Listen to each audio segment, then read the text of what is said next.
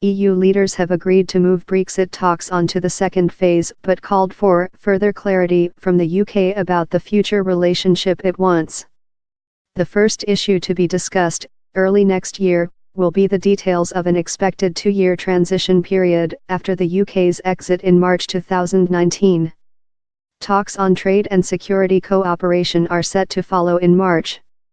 Theresa May hailed an important step on the road, but Germany's Angela Merkel said it would get even tougher.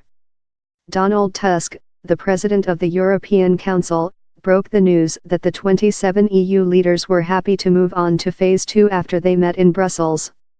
He congratulated Mrs. May on reaching this stage and said the EU would begin internal preparations for the next phase right now, as well as exploratory contacts with the UK to get more clarity on their vision.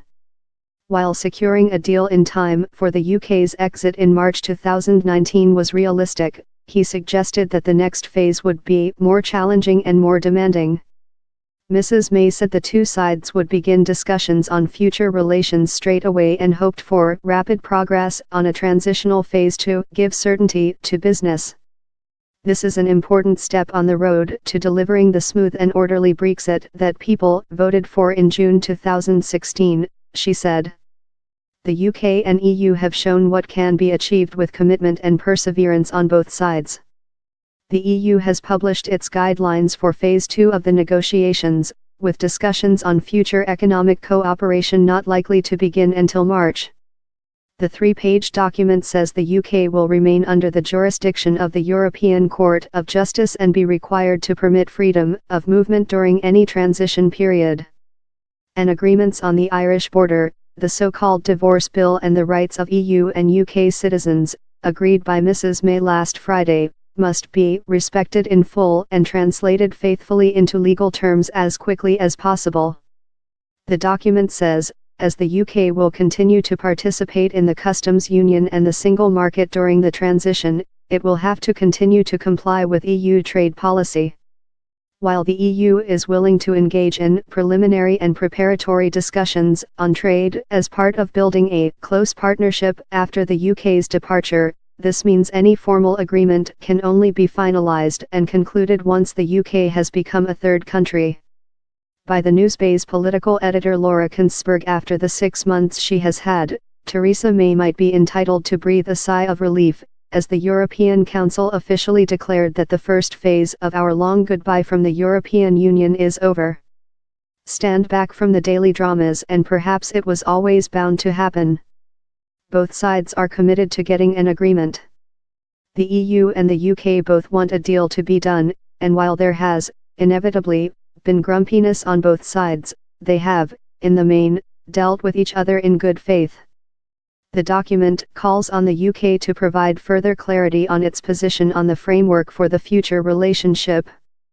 But in a passage added during the past week, it invites the EU's Brexit negotiator Michel Barnier to continue internal preparatory discussions on future relations rather than having to wait until March to do so. Sources have told the Newsbay that the government is highly likely to accept an amendment to the EU withdrawal bill next week to see off another potential Commons defeat for Theresa May. Conservative rebels have been concerned about plans to put the Brexit date and time, 11 p.m. on March 29, 2019, into law.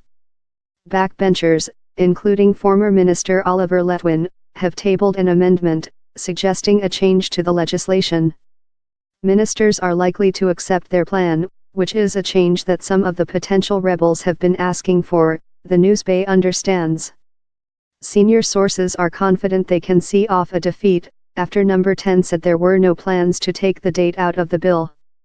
European Commission President Jean-Claude Juncker said the EU's initial priority was to formalise the agreement that had already been reached before moving forward, adding, the second phase will be significantly harder and the first was very difficult. Praising Mrs. May as a tough, smart and polite negotiator, he said he was entirely convinced that the final agreement reached would be approved by the UK and European parliaments.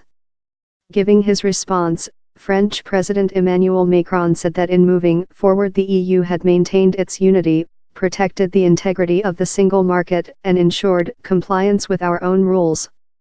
Mrs. May is set to discuss her vision of the end state for the UK outside the EU at a cabinet meeting on Tuesday, having suffered her first Commons Brexit defeat earlier this week.